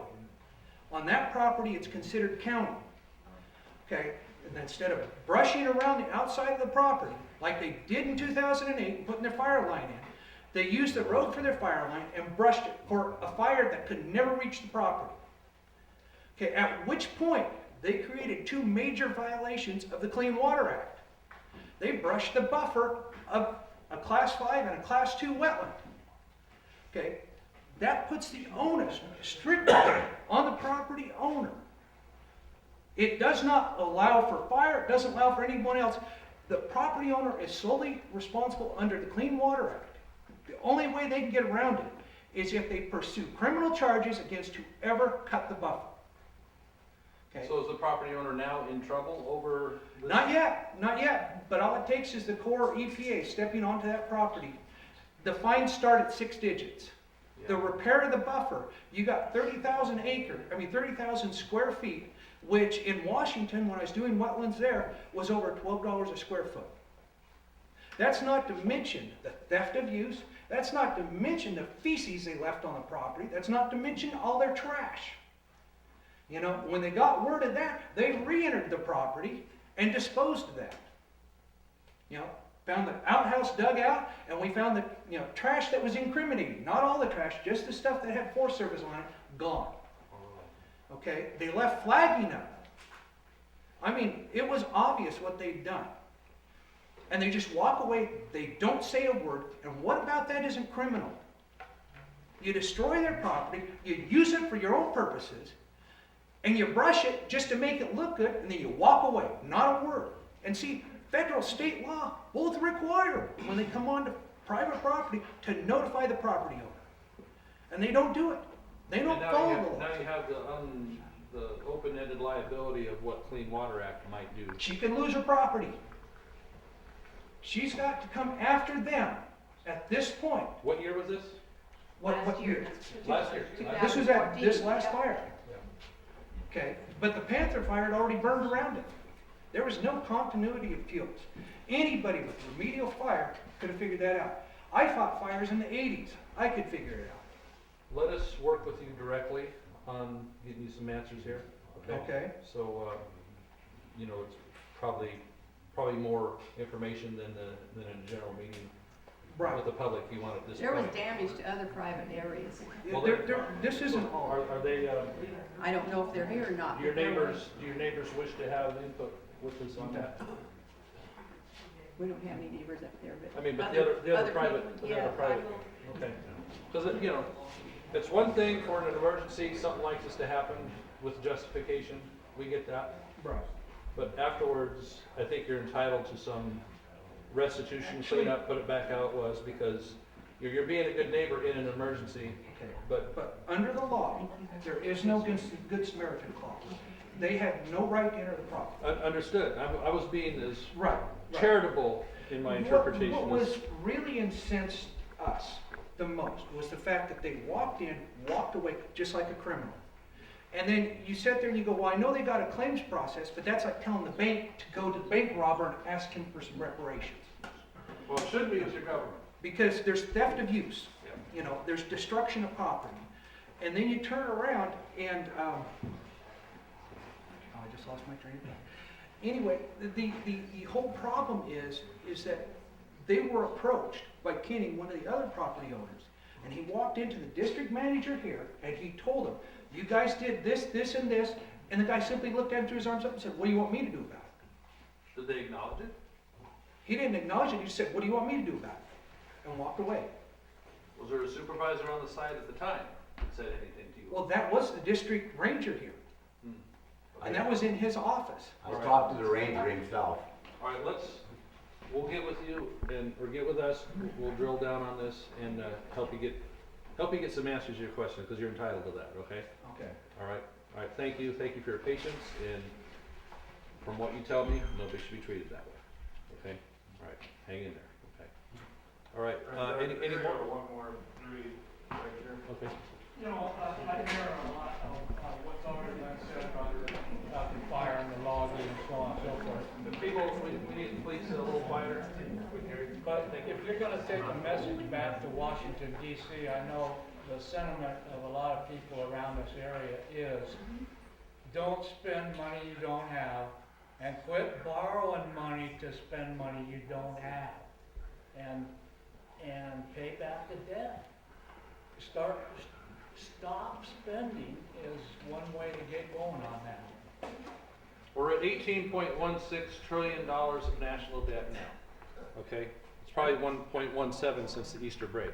So what we're talking about here brings receipts into the federal government if the Forest Service is getting those timber harvest permits out there. If we're doing salvage after the tragedy of a fire, at least we're getting receipts in. If we're waiting for more than a year, now we have a deficit because the trees now become, you know, a problem, something that has to be removed, we can get no value from. So you got a window of time on salvage to get it done, and we have green receipts that need to be out there getting done because the inventory is getting bigger. We all know this. So those are positive things we could be having happen that are gonna make money for us as the holders of this government and not have to cost us anything. If we're being proactive, we're being on the ball. And that's the direction I want to go, because that's a solution. What we're talking about is not. It's just costing us, it's hurting us.